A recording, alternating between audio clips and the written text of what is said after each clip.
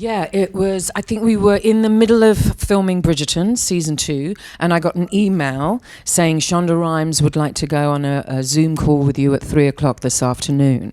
Now, there's only 2 ways that could go. Bad or good. And lucky for us, it was very, very good. But then we had myself, Adjua, and Ruth, who plays Lady Bridgerton, had a really wonderful conversation with Shonda about older women and older actresses, and really celebrating these 3 older women and their friendship and, kind of sisterhood. And really pleased that she kind of was really encouraged to kind of go in that direction, as well as, an origin story.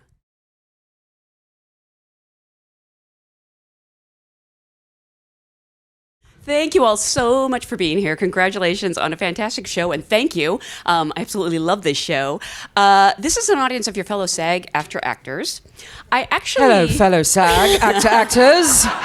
Hurrah for us all. I usually like to start by asking, how did you get your SAG card? But I believe you're all from the UK, so this might have been how you got them, or it might be hard to figure out. So I'd actually love to know, what was your first job as an actor?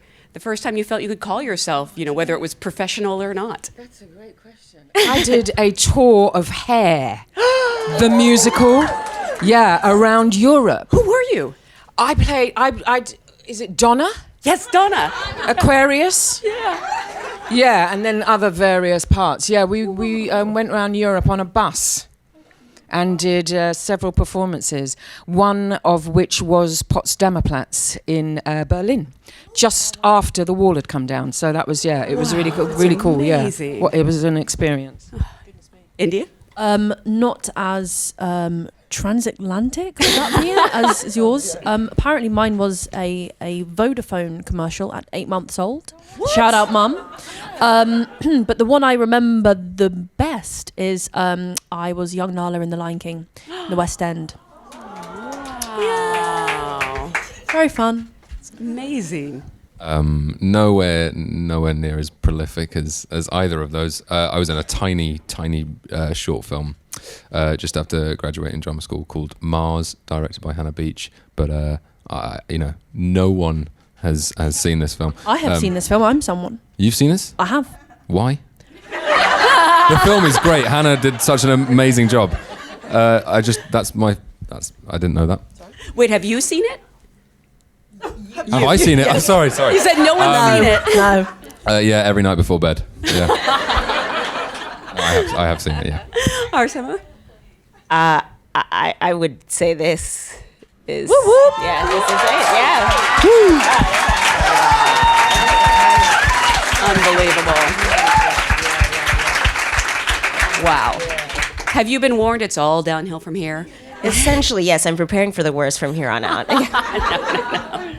Well, again, congratulations on a wonderful show. I want to start at the beginning with Golda, because Queen Charlotte, the character, became an instant fan favorite. I feel like the moment Bridgerton dropped.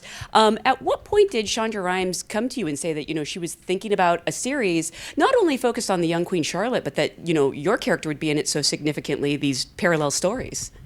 Yeah, it was, I think we were in the middle of filming Bridgerton, season 2, and I got an email saying Shonda Rhimes would like to go on a Zoom call with you at 3 o'clock this afternoon. Now, there's only 2 ways that could go. Bad or good. And lucky for us, it was very, very good. But then we had myself, Adjua, and Ruth, who plays Lady Bridgerton, had a really wonderful conversation with Shonda about older women and older actresses, and really celebrating these 3 older women and their friendship and, kind of sisterhood. And really pleased that she kind of was really encouraged to kind of go in that direction, as well as, an origin story. I would love to know for the other actors how you came to be cast, and I almost feel silly for asking this, but were you familiar with the show, or were you like a hardcore fan like me, repeatedly watching it during the pandemic? India. Hey, look at these shoes, guys. Can't walk in them. stand in them. Those are amazing. Thank you. Speaking of amazing, Bridgerton. Yeah. Is. And I was a fan of said show before watching, which made auditioning incredibly exciting but also very nerve-wracking because I knew kind of the weight of the show. I knew how kind of prolific and iconic Golda had made Queen Charlotte.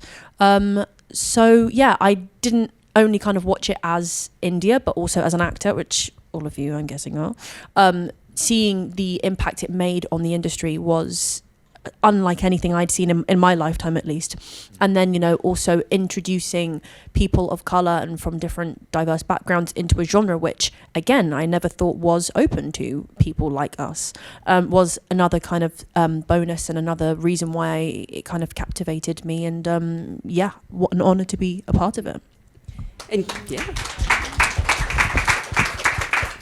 Corey, for you?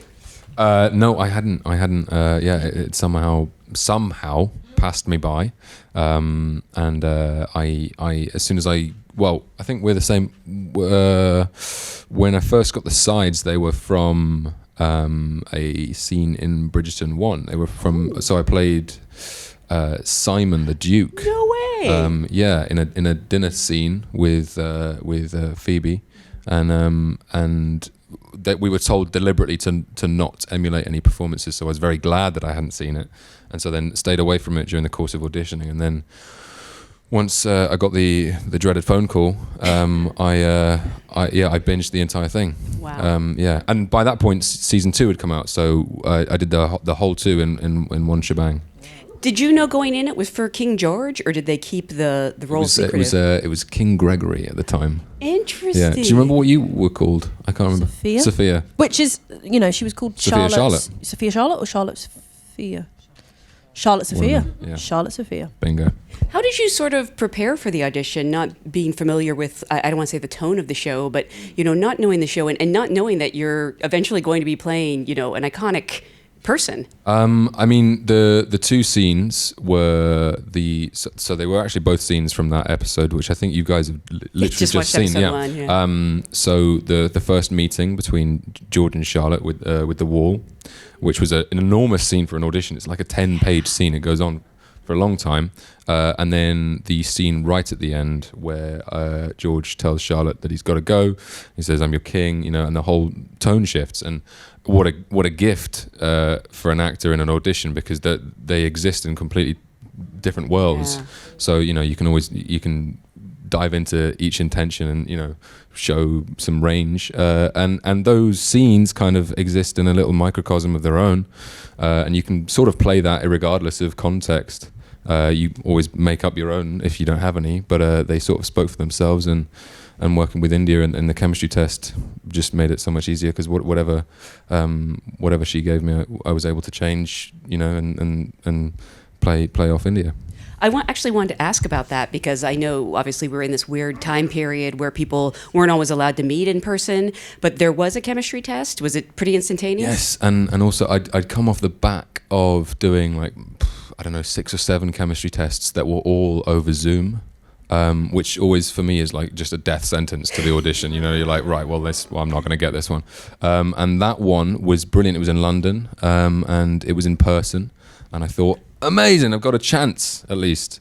So it was exactly, yeah. So I was very, very glad and privileged to have had that opportunity, and I actually don't think that it would have gone my way if I hadn't been in the room. Really? So yeah, very, very thankful. Which I don't agree with. Talking to our director, I'd had a meeting with our director Tom prior to our chemistry read, and also prior to our chemistry read, in which he kind of just explained, you know, we're going to kind of try out 2 guys, and, you know, be very kind of decisive in your decisions, make really clear choices, and then we will kind of change around. We'll kind of alter their performances and work with them, but just make sure that you are kind of like the through line in order to keep some kind of, you know, consistency. But we are really kind of rooting for this one guy who has just gone and shaved all his hair off. So we're hoping he can grow his hair back in time. But I'm not so, this guy comes in, he's really tall, he's got long hair. I'm like, this isn't the guy.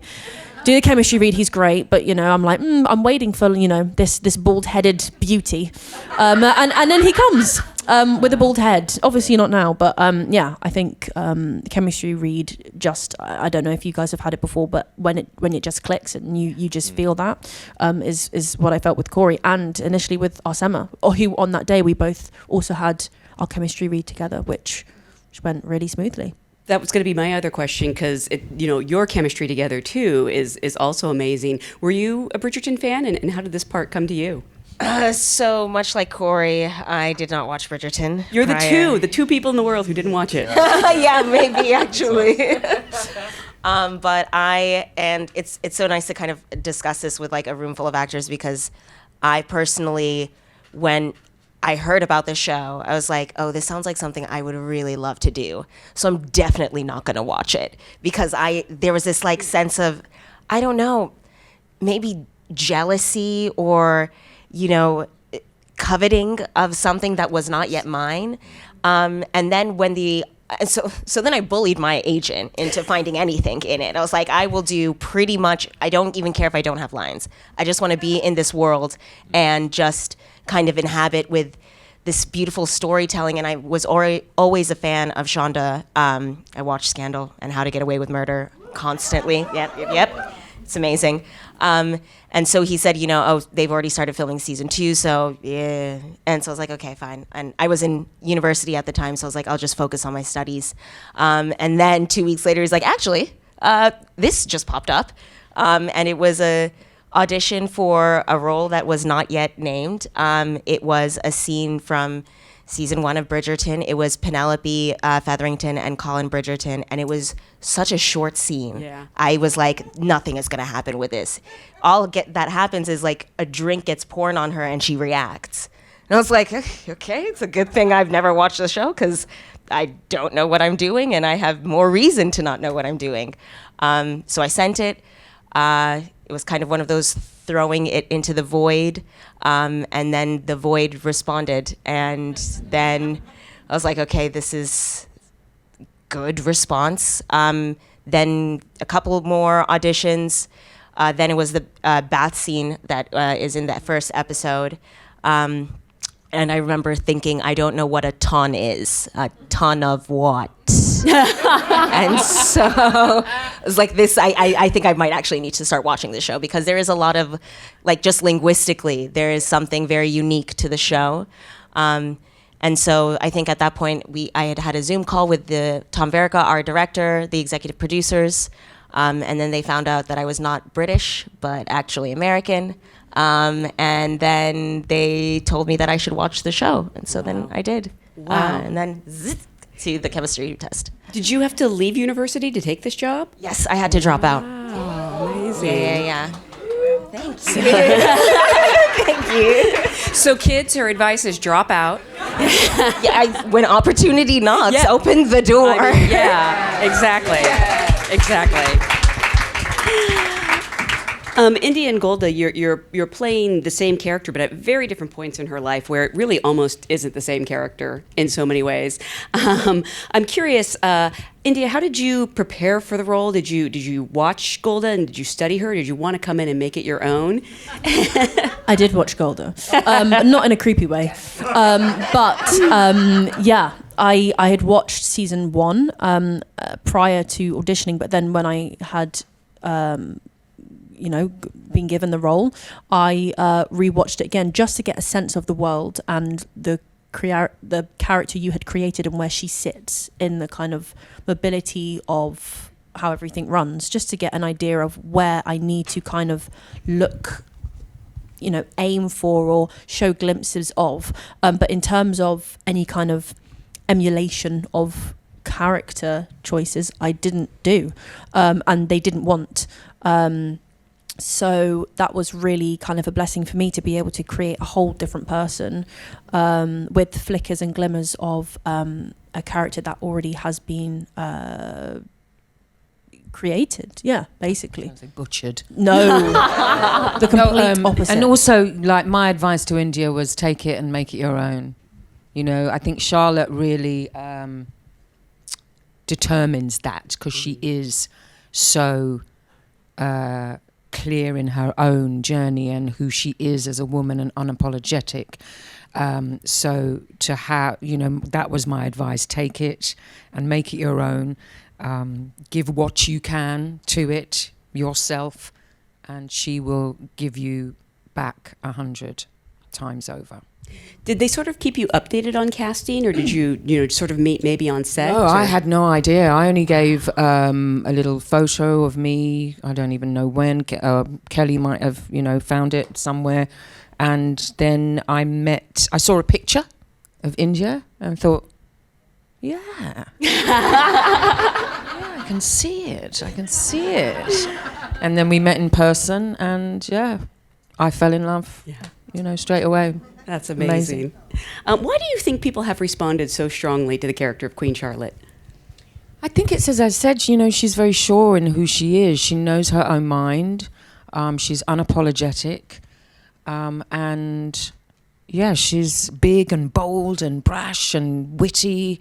And I think we could all, especially women, could kind of take a little leaf out of that book. I know every time I play her and I leave her behind on the journey home, I'm always like, wow, girl, what? Okay, maybe I can have a little bit of, I love the way, I talk to her. She's really become her own character. I know that sounds weird, but we've been together for 4 years now. And she really has taken on her own persona. And I'm very much led by the writing and how she reacts in certain situations that they put her in. But coming out of it as Golda, I'm always like, what can I learn? What can I take away from today that she's moved me in some way, or just a little reaction that I've found that she's, given. So I think she's a very learning character. She's a teacher in that respect, and I'm very, very grateful to be in her sphere. I mean, are there still new things you're learning about acting even today? Absolutely, every single day. I think it's really great to have the scripts that we do have, and for Shonda to, put pen to paper and really invest in this character and their journey was something I think all of us would agree was, a dream come true. And when you have writing like that, it's very easy to step into, a role like the Queen or the King or Lady Danbury and, so on. Because it's although you do your research or whatever you do to get into a character, when the writing is so good, you can just sit back and let it happen and let the character just live for themselves. And I think that's, what Shonda has given the four of us and, the rest of the cast. And Corey, you're playing a famous historical figure who we now know he struggles with, a disease that wasn't defined at the time. Obviously, you can't play the future or play the ending that we see ends up with the later King George. But how much did that factor into your research and your prep for him? How much did the original portrayal of him? Yeah, knowing his outcome. Or knowing the end. Well, I mean, I think writers always say, start at the end. So that you know the beginning, but I mean, we didn't need to start the end because we knew the end. And I think, in terms of research, there is, if anyone watches the series and then is interested in King George at all, there is a brilliant book by just called King George III by a historian, Andrew Roberts, which is written after 2015, which is when 20,000 pages of his personal journals were finally released in 2015 by the Royal Libraries. So there's just a wealth of information. But I read the scripts, I did that research, I spoke to a specialist, I made my decisions about what it was that I wanted to portray. We don't diagnose him as a show, but I think for me, my work I have to diagnose him in order for it to be specific and unoffensive, and to pay homage to the guy that I fell in love with in the research. But I think both you and I thought of it almost, in a Shakespearean Romeo and Juliet way, because you go to watch Romeo and Juliet and you're told that these are star-crossed lovers and they take their own lives, right? So we know where it ends up, and so every moment of joy that they have is even more poignant because you know exactly what's going to happen. And I think it was brilliant as the characters, but also as the actors. It's always about staying present and being there with your partner, and what a gift to have the knowledge of the tragedy that is coming towards you, because it's a lesson in every single second, staying present into the joy that they find with each other.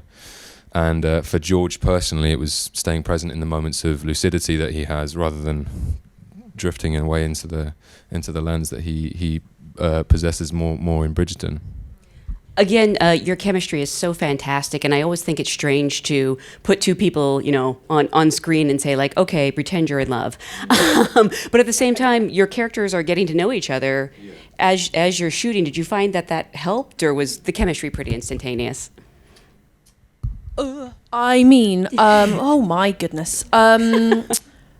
I think, as we film, we didn't film in a linear manner, which not is even episode wise. Yes, episode wise, but we were chopping and changing, especially towards the end of the scene, of the end of shooting. We had to come back and do some scenes from like episodes 1 and 2 and things like that, because scheduling, and Shonda writes kind of as we're going along, and if there are kind of pivotal moments that she'd maybe not picked up on whilst writing and that she's seen in the rushes that day, she's like, what can I let's maybe go in and delve deeper into this particular narrative. Chemistry wise, I think for our characters, it was just about myself and Corey understanding who they were truly, and that unconditional love is kind of the system and the river that just runs straight through their relationship. And in our own understandings and our own kind of findings of who our characters are individually, we understand that together they are kind of just almost too compatible. And they are yin and yang. So once we'd got that was fine. But then just Corey as a person and me as a person, we just get on as well. And we have a very similar work ethic and very kind of similar understanding of the world as well, which I think you said before you don't need, but is so incredibly important in being able to create convincing character and just being able to trust one another and able to venture and do some of these really scary, vulnerable scenes. And I absolutely love the friendship between Queen Charlotte and Lady Danbury in both Bridgerton and in this show. I'm curious what it's like to get to portray this wonderful friendship and why that's so important to the story, especially in these early years.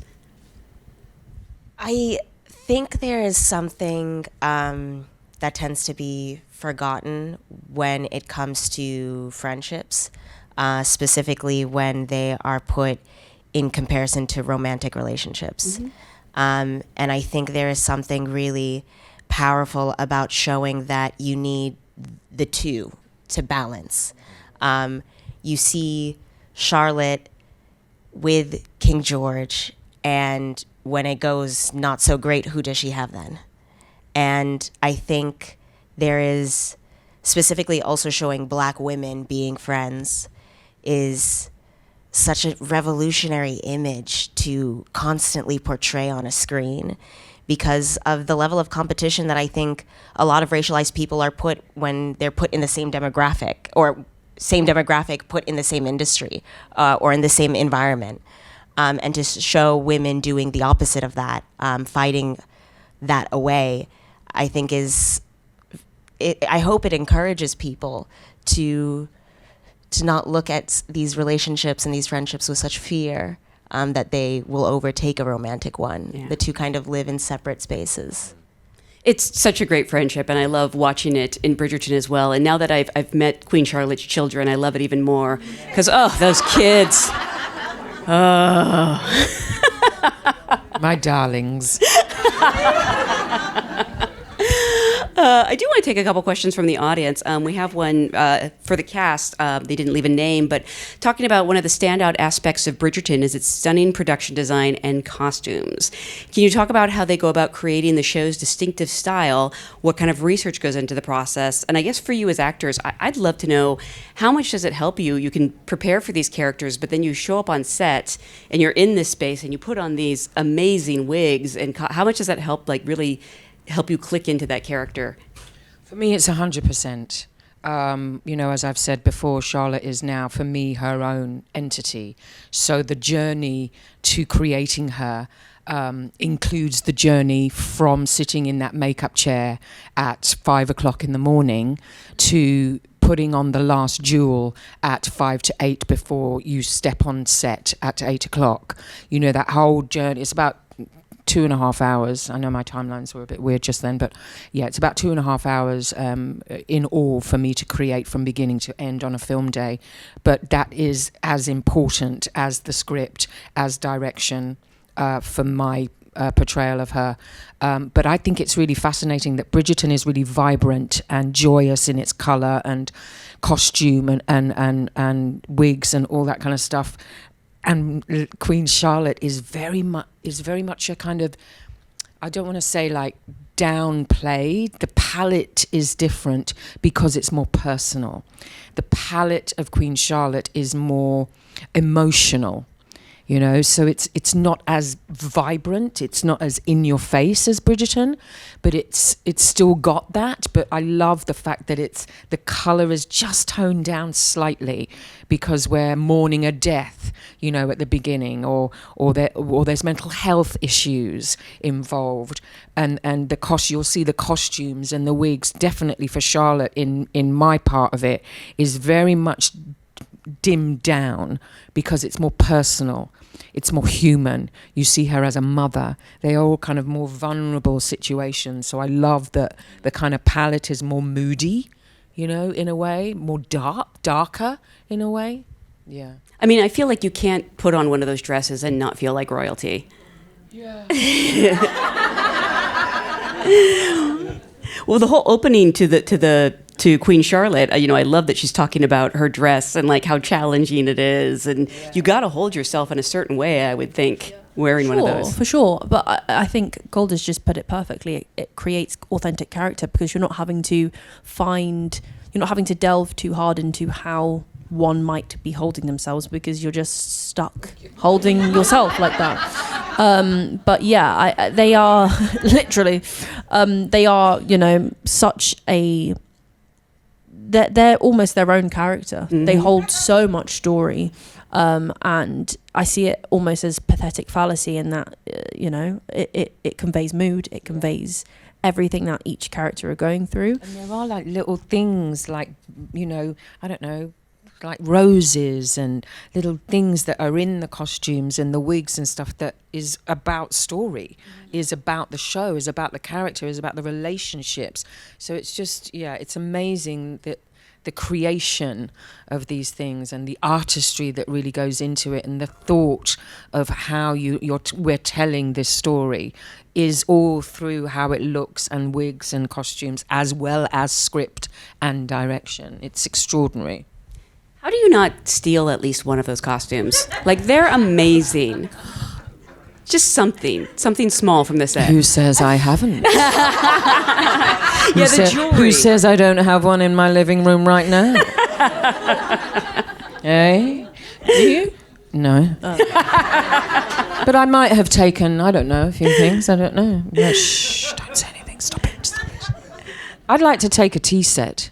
Oh, yeah. But like one that is, 24. Yeah. The one that you have in one of the scenes where you're having dinner. In that long the table. big old, yeah. Yeah, I'd like to. I don't know where the hell I would put it, but I'd like to take one of those. Yeah. I'm sure you know this, but they have like Bridgerton like to all come round for tea? Yeah, sure. And scones? Yeah, exactly. Yes. And clotted cream, which we can't get right out here. Oh, I miss home. We just can't get it right. I don't know. Yeah. Well, I don't know what that is. Why we can't? But the cows in England are better. Import it. We also have a question from Victor for the cast. Wants to know what's the most challenging part about shooting this series? You're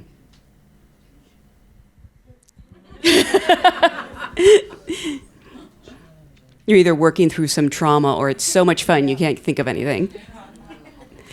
Well, it's also tricky because I guess we don't really want spoilers, so I don't want to get too specific about a scene, but... I will say stamina. Yeah, the stamina to not only be in every day, but to bring 100% to every scene every day is something I don't think you can learn at drama school. I think you have to learn on set. You have to learn going through it, and it is such a process, and it is a marathon and not a sprint. And everyone is very, very different in their energy levels. For instance, Corey is up in the morning in the gym, couldn't go all day without eating and is like full of beans to the end of the day, whereas I'm like, I need to get up as late as possible to my call time. I need breakfast, lunch, dinner, snacks in between. Like, I need my sleep, and that's fine. That's me. That's how I am. But I had to learn that the hard way, trying to keep up with these lot. And that's fine, because we're all we're all individuals, and it's about collaboration and collaborating, and finding out what works for you. Please. I was going to say world building. There's something I thought it was just all going to be in the script. But like when you leave this world and enter another one, and how to fully encompass all of the complexities of that world, it's like you write it in your notebook, all of the rules of the world, but then you have to remind yourself every time you step on set everything, and to fully embody that. I didn't realize how, it is stamina, and it's also just, exhausting. It's, it's the stuff that you think would only be left to a writer, and you forget as an actor that you also too have to create that world for yourself. Absolutely. I want to remind everyone. Well, actually, I'm sorry we're out of time, because I was going to ask you to tell us everything that happens on season 3 of Bridgerton, but We finished filming. There's no one from Netflix watching. You can tell us. We finished filming. There's a wave over there. Netflix is in the room. They're always in the room. Believe me. Yeah. Well, until then, I'm so excited because all the episodes of Queen Charlotte, A Bridgerton Story, premiere on May 4th. So you can see them all. Just block off the day is my advice. Again, it's such a beautiful show. Thank you so much for being here, and thank you for being a great audience. Thank you so much. Thank you so much.